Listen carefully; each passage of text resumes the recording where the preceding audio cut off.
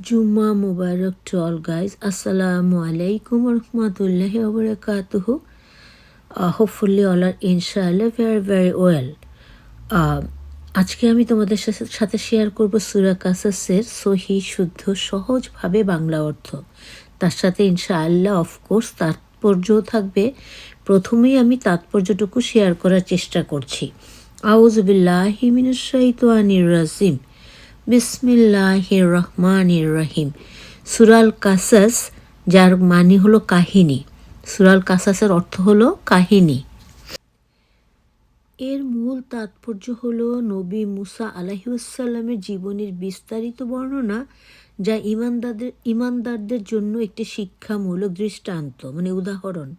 আল্লাহর একত্ববাদ, মানে আল্লাহ যে এক, এবং তার ক্ষমতার প্রমাণ, কিভাবে তিনি দুর্বলদের সাহায্য করেন, অত্যাচারীদের ধ্বংস করেন, তা তুলে ধরা হয়েছে। এবং রাসূলে করিম সাল্লাল্লাহু আলাইহি সাল্লামকে সান্ত্বনা দেয়া যে তাঁর চূড়ান্ত বিজয় আসবে, যা বিশ্বাসীদের উপর দৃঢ়তা ও আল্লাহর উপর নির্ভরশীলতা শেখায়। সূরা আল কাসাসের প্রধান তাৎপর্য ও শিক্ষা। 1 নম্বর, মুসা আলাইহিস সালামের ঘটনা।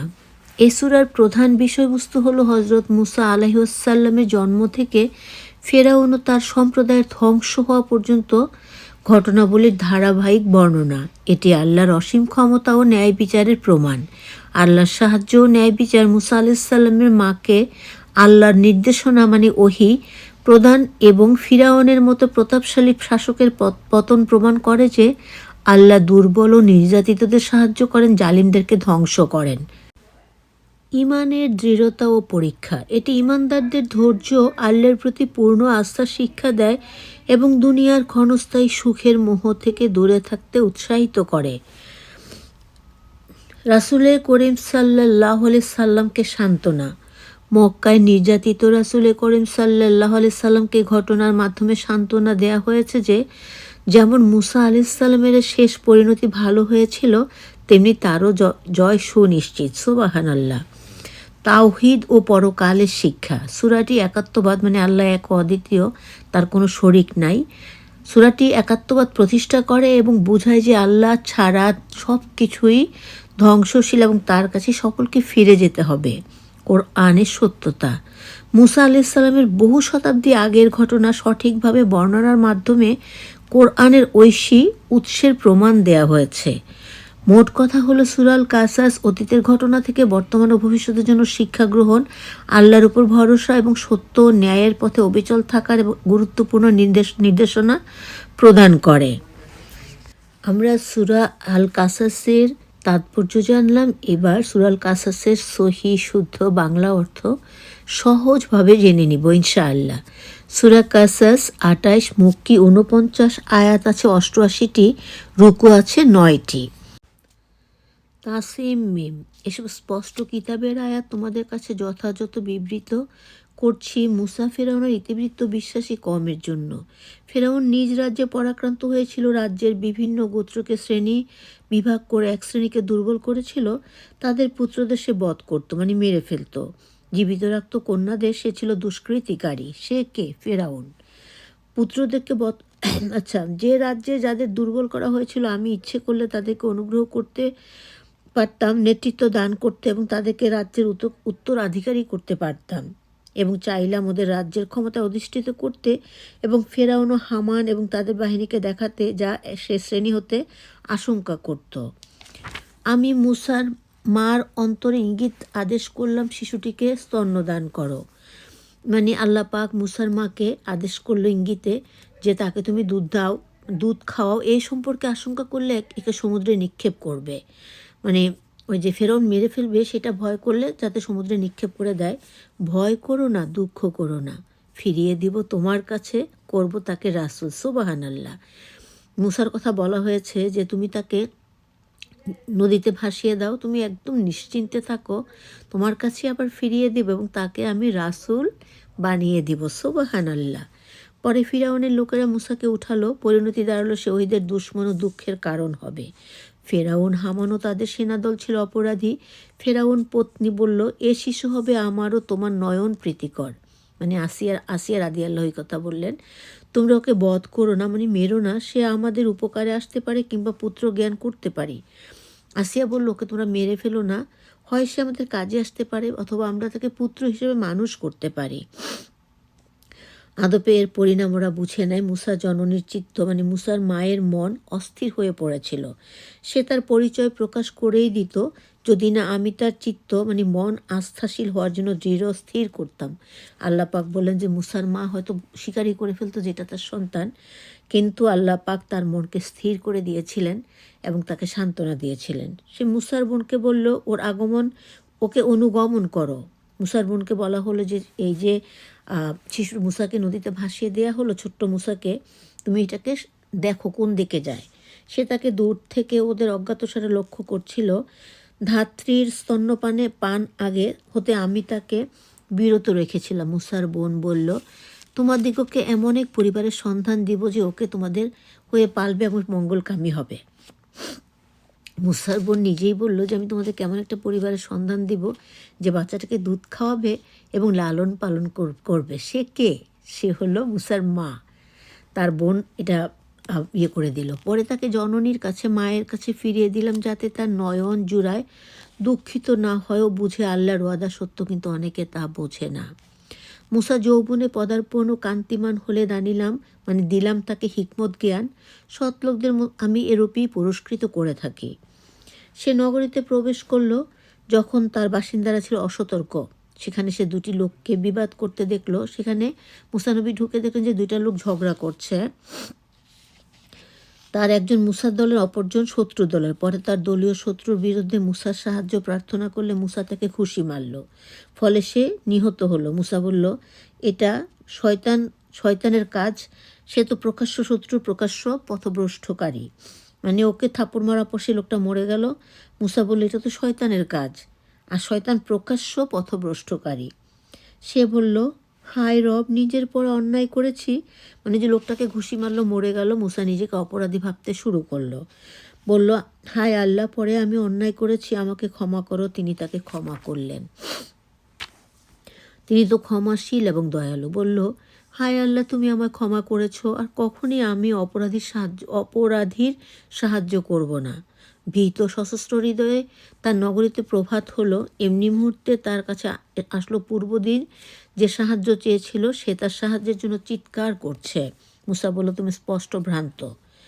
পুনরায় সে তাদের শত্রুর দিকে হাত বাড়াতে ইচ্ছে করলে সে বলল, হে মুসা, গতকাল যেরূপ একজনকে হত্যা করেছ, আমাকেও তদ্রূপ হত্যা করতে চাও? তুমি পৃথিবীতে স্বেচ্ছাচারী হইতে চাও, শান্তি স্থাপনকারী হতে চাও না? অতপর এক ব্যক্তি শহর থেকে ছুটে আসলো, এসে বলল, হে মুসা, ফিরআউনের পরিষদবর্গ তোমায় হত্যার ষড়যন্ত্র করছে, সুতরাং বাহিরে চলে যাও, আমি তোমার হিতাকাঙ্ক্ষী। একজন শহর থেকে, মানে এটা নাজ্জালি বোধ হয়, শহর থেকে দৌড়ে আসলো, এসে বলল, তুমি এখান থেকে সরে যাও, ওরা তোমাকে মেরে ফেলতে চাইছে, আমি তোমার ভালো করতে চাইছি। ভীত শঙ্কিত হয়ে সেখান থেকে বের হয়ে বলল, আল্লাহ, জালেম কম থেকে আমাকে রক্ষা করো, আমিন সুম্মা আমিন। মুসা মাদায়েনের দিকে যাত্রা করলো। আমার আল্লাহ আমায় সরল পথ দেখাবেন এই আশাই করি। সে মাদায়েনের কুয়ায় পৌঁছলে দেখলো একদল লোক জানোয়ারকে পানি খাওয়াচ্ছিল। আরও দেখলো তার পিছনে দুইটি তরুণী স্বীয় পশুকে থামিয়ে আছে। পশু বলল, মুসা বলল, তোমাদের কি? তারা বলল, পানি তুলতে অক্ষম, যতক্ষণ না রাখালেরা সরে, পিতা আমাদের বৃদ্ধ।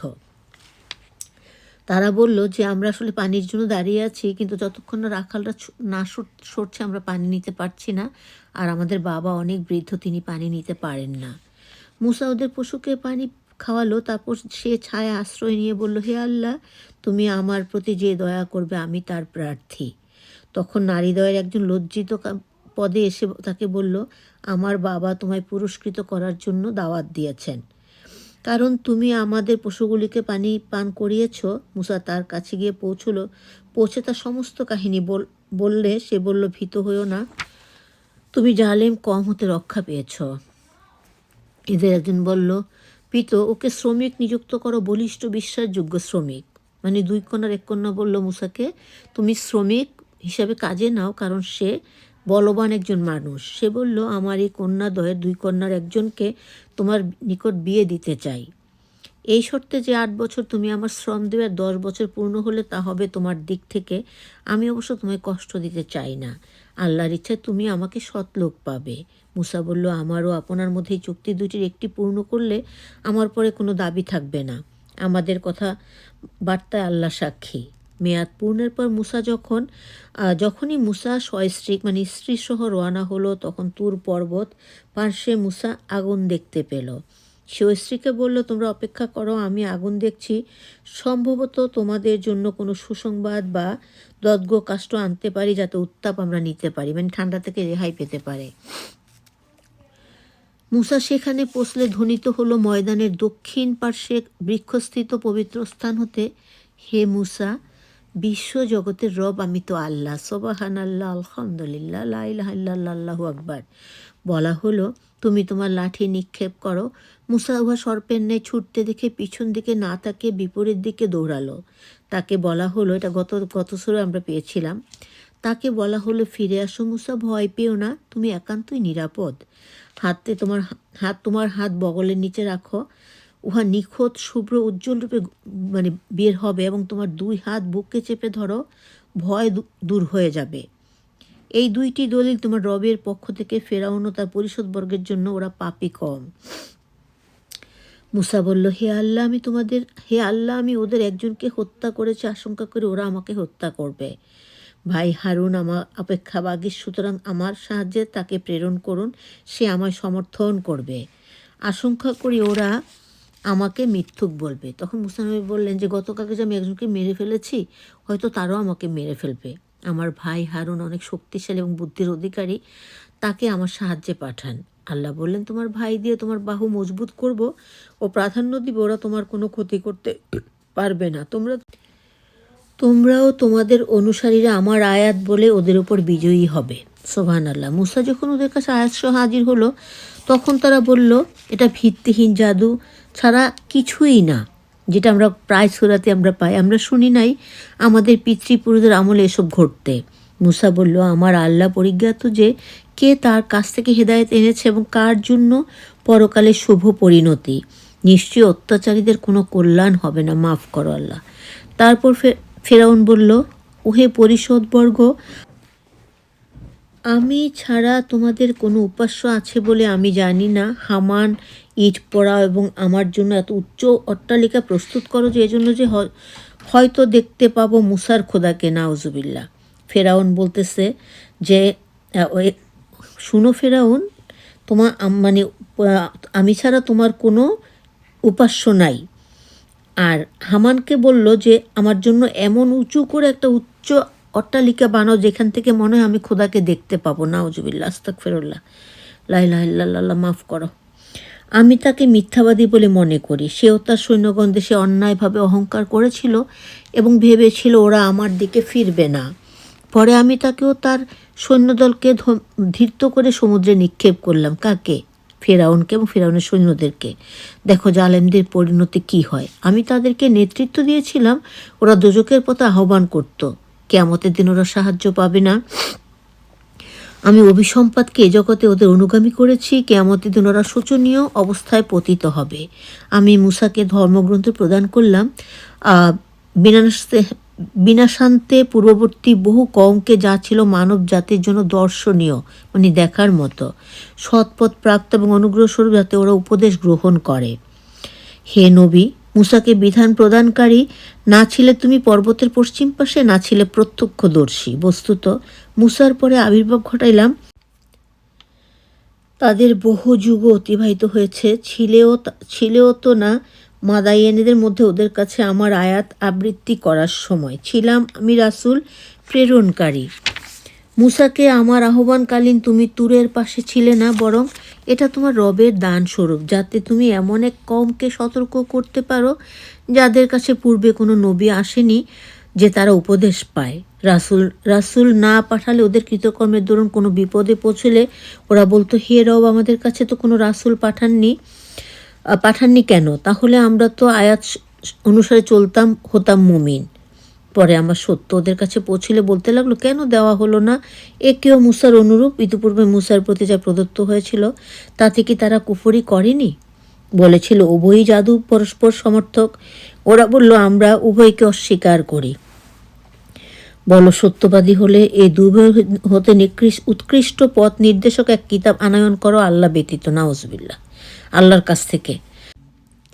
পরে তারা কথা না মানিলে জানিও ওরা তো কেবল নিজেদের প্রবৃত্তির অনুসরক। যে আল্লাহর পথ ছেড়ে প্রবৃত্তির দাসত্ব করে তার অপেক্ষা নিকৃষ্ট ভ্রষ্ট আর কে? আল্লাহ জালেমদের পথ দেখান না। আমি তাদের কাছে নির্দেশ প্রেরণ করে এসেছি যাতে ওরা নসিহত গ্রহণ করে। এর আগে একটা আয়াত বোধহয় বাদ দিয়ে গিয়েছি, মানে ফেরাউন বলছিল যে তুমি এমন কিছু আনয়ন করো যা দেখে সে বিশ্বাস করতে পারে যে হ্যাঁ আল্লাহ সব করতে পারেন। কিন্তু আল্লাহ পাক মাফ করুন, যত কিছুই করানো হোক না কেন, মানে ফেরাউনদের মতো মানুষরা হেদায়েত হয় না, আল্লাহ পাক হেদায়েত দেন না। যাই হোক, আল্লাহ জালেমদের পথ দেখান না। আমি তাদের কাছে নির্দেশ প্রেরণ করে আসছি যাতে ওরা নসিহত গ্রহণ করে। যাদের ইতিপূর্বে আমি কিতাব দিয়েছিলাম ওরা তাতে বিশ্বাস করে স্থাপন করে। যখন তাদের কাছে তা পড়া হয় তখন বলে, আমরা এতে বিশ্বাস করি, ওটা আমাদের রবের তরফ থেকে এসেছে। আবার আমরা তো পূর্ব থেকেই মুসলিম। তাদের দুইবার পুরস্কৃত করা হবে যেহেতু তারা ধৈর্যশীল এবং সৎ কার্য দিয়ে অসৎ কার্যকে প্রতিরোধ করে, মানে খারাপ কাজ দিয়ে ভালো কাজ দিয়ে খারাপ কাজকে প্রতিহত করে, আমার প্রদত্ত হতে তারা ব্যয় করে। তারা অসার কথা শুনলে তা থেকে থাকে বিমুখ ও বলে, আমাদের কাজ আমাদের, তোমাদেরটা তোমরা দায়ী, তোমাদেরকে সালাম, আমরা অজ্ঞ সঙ্গ চাই না। তাকেও তুমি ভালো মনে করলেও কখনো হেদায়েত করতে পারবে না, বরং আল্লাহ যাকে চান হেদায়েত করেন। কারা হেদায়েত প্রাপ্ত তিনি ভালো জানেন। তিনি বলে, তোমাদের সাথে হেদায়েত ধরলে আমরা হব দেশ থেকে বহিষ্কৃত। আমি কি ওদের জন্য এক নিরাপদ হরম স্থির করিনি, যেখানে আমদানি হয় নানা ফলমূল আমার প্রদত্ত রিজিক স্বরূপ? কিন্তু ওদের অনেকেই তা বোঝে না। এ প্রকারে বহু জনপদ ধ্বংস করেছি যার সম্পদ ছিল স্বয়ম্বর। এগুলো তাদের বাসস্থান, যাতে অতি অল্প লোকই বসবাস করেছে। আমি একমাত্র উত্তরাধিকারী। তোমার আল্লাহ লোকালয় ধ্বংস করেন না যতক্ষণ না তার মধ্যে হতে আমার আয়াত পাঠক কোনো রাসূল পাঠাই। বস্তি বাসিন্দারা জুলুম না করা অবধি তিনি কোনো জনপদ বিনাশ করেন না। যা কিছু তোমাদেরকে দেয়া হয়েছে তা পার্থিব সম্পদ, জাগতিক মনোরম, এবং যা আল্লাহর কাছ থেকে তাই শ্রেষ্ঠ, অবিনশ্বর। তোমরা কিছু বোঝো না। আমি যাকে দিয়েছি উত্তম পুরস্কারের প্রতিশ্রুতি যা সে প্রাপ্ত, সে কি সেই লোকের বরাবর হতে পারে যাকে আমি পার্থিব ভোগ সম্পদ দিয়েছি, যাকে কিয়ামত দিনে অপরাধী রূপে হাজির করা হবে? এই দিবস তাকে ডেকে বলা হবে, যাদের শরীক জানতে তারা কোথায়? শাস্তি অবধারিত, মানে শাস্তি যারা পাবে তারা বলবে, হে আল্লাহ, আমরাই ওদেরকে পথভ্রষ্ট করেছিলাম, যেমন ওদেরকে পথভ্রষ্ট করিয়াছি আমরাও তেমনি হইয়াছি। আমরা এদের জন্য দায়ী নেই, ওরা আমাদেরকে পূজা করত। বলা হবে, তোমাদের দেবতাগণকে ডাকো, ওরা ডাকবে কিন্তু কোনো জবাব মিলবে না। ওরা প্রত্যক্ষ করবে আযাব, ওরা যদি সৎপথ ধরত। সেদিন ডাকা হবে, তোমরা রাসূলগণের ধর্মের আহ্বানে কি উত্তর দিয়েছিলে? সেদিন তারা আত্মপক্ষ সমর্থনের সুযোগ পাবে না। ওরা পরস্পর জিজ্ঞাসাবাদও করতে পারবে না। তবে যে তওবা করে ও ধর্মবিশ্বাসী হয়ে সৎ কাজ করে, আশা করা যায় সে সফল কাম হবে। তোমার আল্লাহ যা ইচ্ছা সৃষ্টি করেন, যাকে ইচ্ছা মনোনীত করেন, এতে ওদের নেই কোনো অধিকার। যাকে তারা শরিক করে আল্লাহ তা থেকে ঊর্ধ্বে। তোমার আল্লাহ ওরা অন্তরে যা গোপন করে ও প্রকাশ করে সব কিছু জানেন, বোঝেন। তিনিই আল্লাহ, তিনি ছাড়া কোনো উপাস্য নেই। ইহকাল এবং পরকালের প্রশংসা তাঁরই, বিধানও তাঁরই, তার দিকে আমরা ফিরে যাব। বলো, তোমরা কি লক্ষ্য করেছ, আল্লাহ যদি তোমাদের জন্য রাত্রিকে কিয়ামত পর্যন্ত দীর্ঘস্থায়ী করেন, তবে আল্লাহ ছাড়া এমন কোনো মাবুদ আছে যে দিবালোকে আনয়ন করতে পারে? তবুও শুনবে না। বলো, তোমরা কি ধারণা করো যদি আল্লাহ তোমাদের জন্য কিয়ামত পর্যন্ত দীর্ঘস্থায়ী করেন, তবে আল্লাহ ছাড়া কোনো উপাস্য আছে যে তোমাদের দিন কাটানোর জন্য রাত্রি আনয়ন করতে পারে? তবুও তোমরা দেখবে না। তার দয়ায় তিনি তোমাদের জন্য করেছেন রজনী, মানে রাত ও দিন, যাতে বিশ্রাম করবে, রজনীতে সন্ধান করবে, দিবসে তার অনুগ্রহ যেন কৃতজ্ঞতা জ্ঞাপন করো। সেদিন ওদের আহ্বান করে বলা হবে যাদের তোমরা শরিক ভেবে ভাবতে তারা কোথায়? প্রতি কম থেকে একজন সাক্ষী দাঁড় করিয়ে বলবে, তোমাদের প্রমাণ হাজির করো, তখন তারা বুঝবে সত্য আল্লাহরই জন্য তারা তা সৃজনকারী তা মিথ্যা প্রতিপন্ন হবে। কারণ ছিল মুসার কমভুক্ত, সে তাদের প্রতি জুলুম করেছিল, জেনেছিলাম তাকে ধনভাণ্ডার তার চাবি একদল বলবান লোকের পক্ষে উঠানো ছিল দুঃসাধ্য। মুসা তো যখন তার কমকে বলল দম্ভ করো না, আল্লাহ দাম্ভিকদেরকে পছন্দ করেন না, অর্থাৎ অহংকার করো না, আল্লাহ পাক কখনই অহংকারকারীদের পছন্দ করেন না। আল্লাহ প্রদত্ত পরকালের আবাস অনুসন্ধান করো এবং জগতে তোমার অংশ ভুলো না এবং সদাশয় হও যেমন আল্লাহ তোমার প্রতি সদাশয়, আর পৃথিবীতে ফ্যাসাদ সৃষ্টি করো না। আল্লাহ শান্তি ভঙ্গকারীগণকে কখনই পছন্দ করেন না। বলল, আমার লব্ধ জ্ঞান বলে আমি তা প্রাপ্ত হয়েছি। সে জানতো না যে আল্লাহ তার পূর্বে বিনষ্ট করেছেন এমন বহু গোত্রকে যারা ছিল অপেক্ষাকৃত অধিক শক্তিশালী ও সঞ্চয়কারী, আর পাপীদের অপরাধ সম্বন্ধে কোনো জিজ্ঞাসাবাদও করা হবে না। তারপর সে আড়ম্বরের প্রতি স্বীয় সম্প্রদায়ের দিকে বহির্গত হলো। পার্থিব এই জীবন আকাঙ্ক্ষীরা বলতে লাগলো, হায় পরিতাপ, কারণের মতো যদি আমাদের ধন প্রদত্ত হতো, সত্যি সে খুব সৌভাগ্যশালী।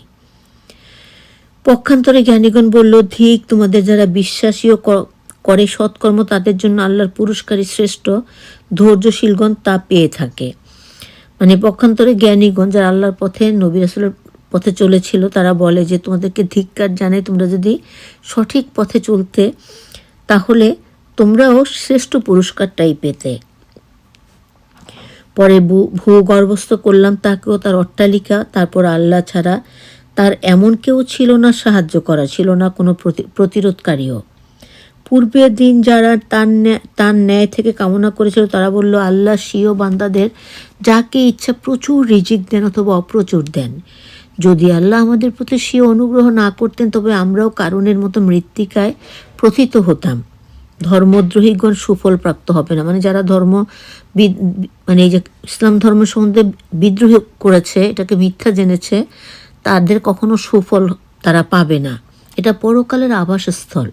আমি তা তাদের দিব যা পৃথিবীতে গর্ব, অহংকার ও অশান্ত সৃষ্টি করতে চায় নাই, এবং মুত্তাকিদের উত্তম পরিণতি। যে সৎ কাজ করে তার জন্য তদাপেক্ষা উত্তম প্রতিদান রয়েছে, আর যে অসৎ কাজ করবে সে অসৎ কর্মের শাস্তি পাবে তার কাজ অনুযায়ী।